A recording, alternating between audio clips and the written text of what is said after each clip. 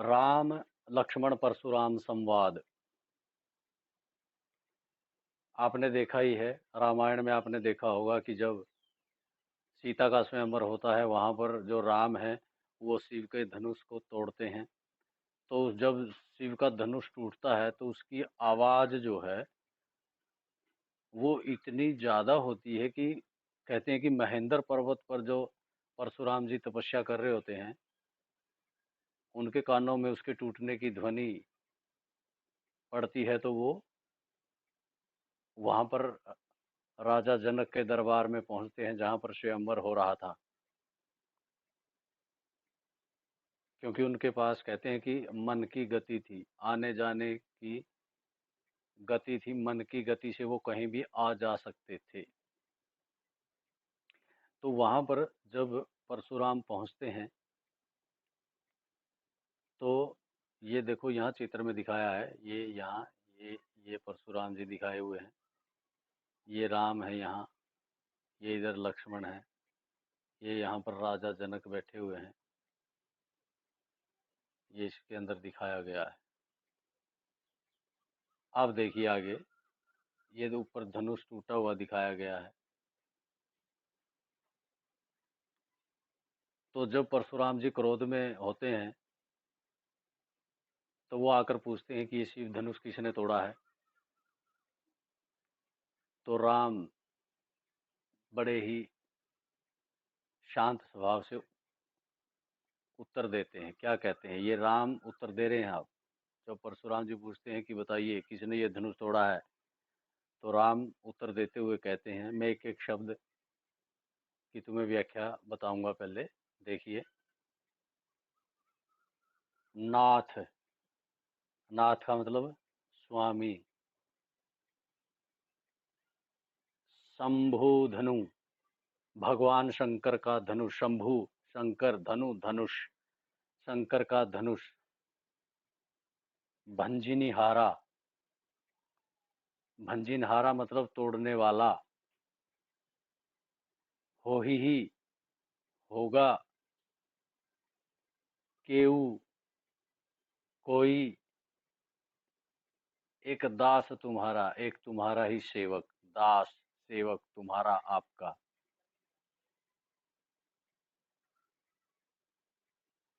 राम परशुराम के प्रश्न का उत्तर देते हुए कहते हैं कि हे स्वामी, भगवान शंकर के धनुष को तोड़ने वाला आपका ही कोई एक दास होगा। नाथ शंभु धनु भंजिनहारा, हो ही केऊ एक दास तुम्हारा। राम परशुराम जी को कहते हैं कि हे स्वामी, भगवान शंकर के धनुष को तोड़ने वाला आपका ही कोई एक दास होगा। आयेसु, आए हो, कहा, कहिए।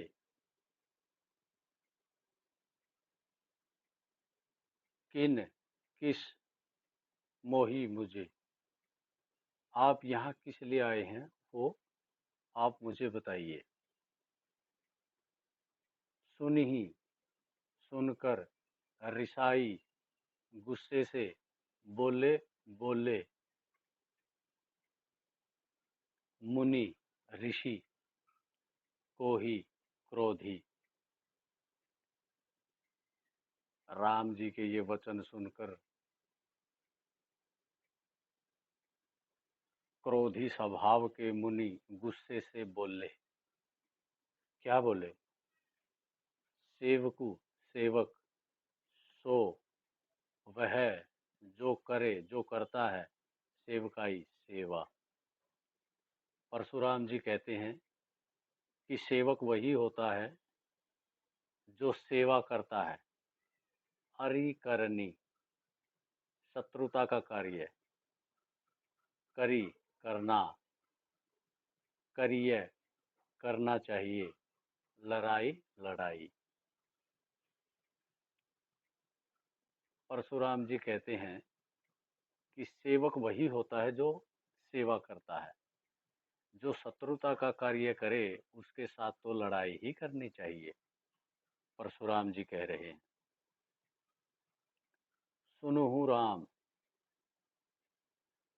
परशुराम जी राम को कहते हैं कि सुनो राम, जेहि जिसने भी शिव धनु, शिव का धनुष तोड़ा तोड़ा है,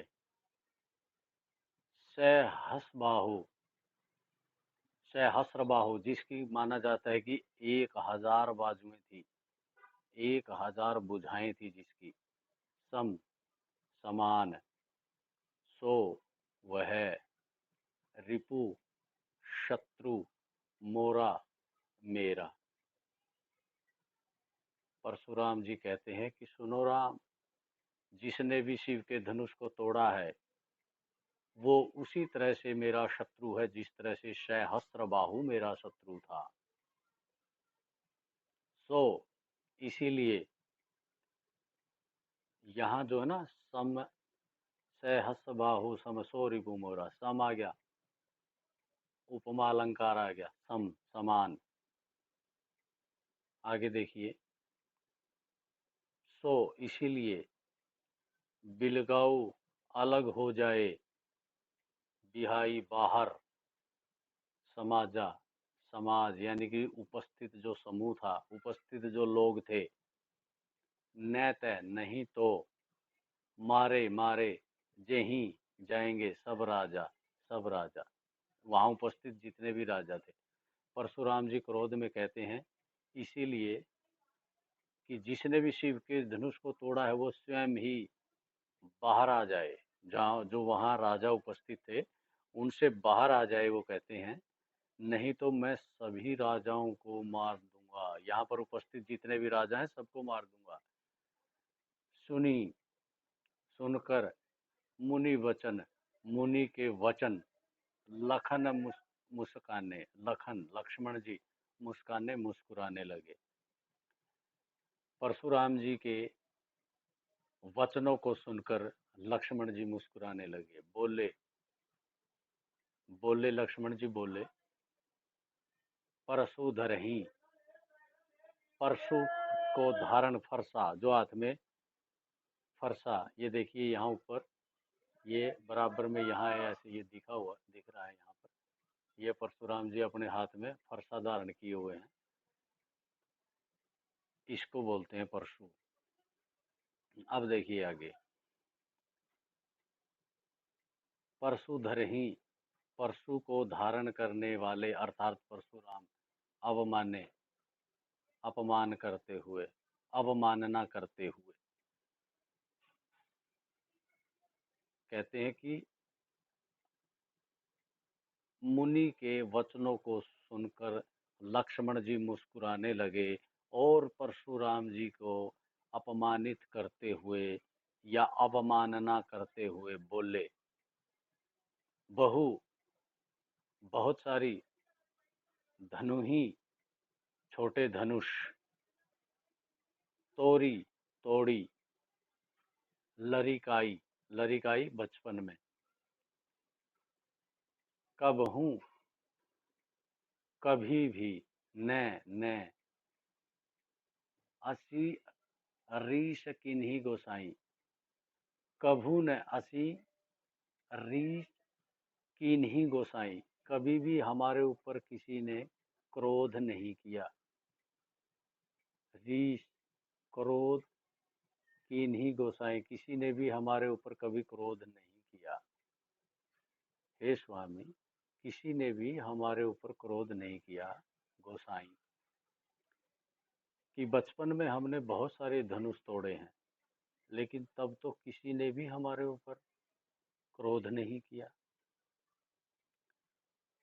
ये ही, इसी, धनु, धनुष, पर, ममता, प्यार, स्नेह, के ही, किस लिए, हेतु, किस लिए, के ही हेतु, किस कारण, के ही हेतु, किस कारण, हेतु के लिए होता है।